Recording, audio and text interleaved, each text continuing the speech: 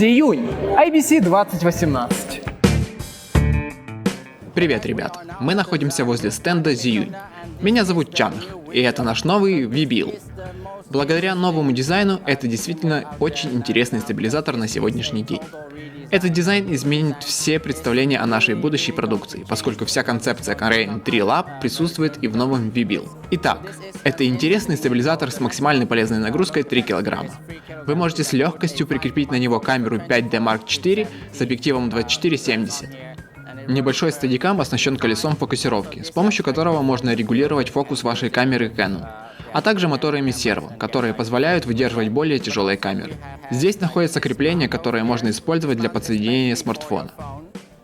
Благодаря тому, что многие камеры сейчас оснащены Wi-Fi соединением, вы можете прикрепить сюда ваш телефон и использовать его монитор вместо монитора камеры для регулировки фокуса или зума. Также тут есть специальные фиксаторы на каждом моторе. Давайте я вам покажу. Я полностью выключил стабилизатор. Если вы не используете устройство и выключили его, вы можете полностью его заблокировать.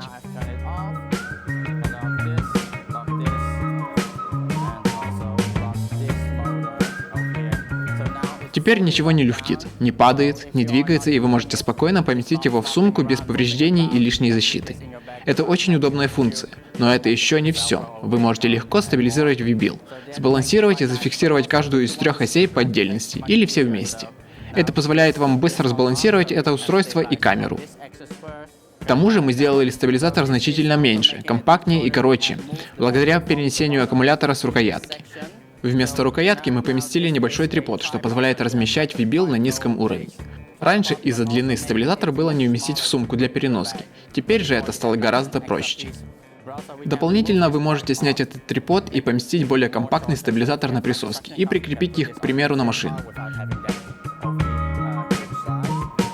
Также мы можем прикрепить сюда рукоятку.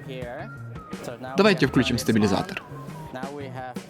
И вы видите, что у нас получилась эргономичная установка с верхней рукояткой. Так мы можем снимать видео под низким углом. Рукоятка предоставляет быстрое передвижение за объектом съемки. Такая конфигурация отлично подойдет для нового режима Sport Go, который позволяет вашей камере отслеживать все, даже самые быстрые движения объекта съемки.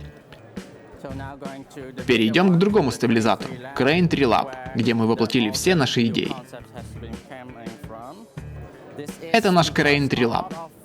Мы создали его с учетом многочисленных просьб выпустить что-то для более тяжелых камер, таких как C100, FS5 и EVA-1. Crane 3 Lab как раз подходит для этих целей, поскольку эта полезная нагрузка составляет 4,5 кг. Однако быстро устаешь в течение дня, снимая таким тяжелым стабилизатором. Поэтому мы продумали эту опорную секцию, которая упирается в плечо оператора и переносит вес с руки на плечо. Также этот стабилизатор можно использовать с нашей системой EasyRig.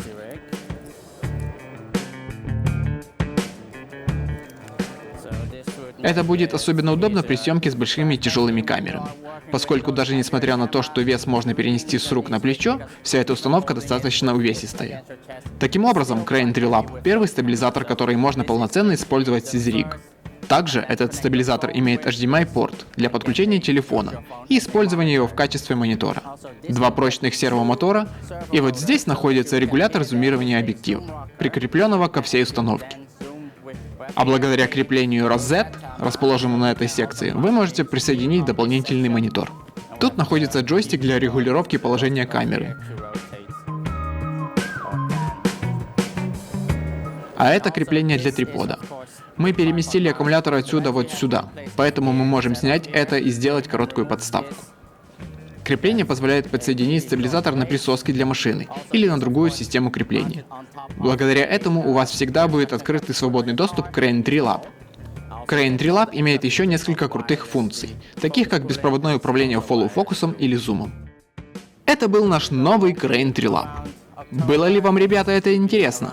Финальная версия V-Build будет доступна уже в октябре, а Crane 3 Lab в ноябре. Увидимся!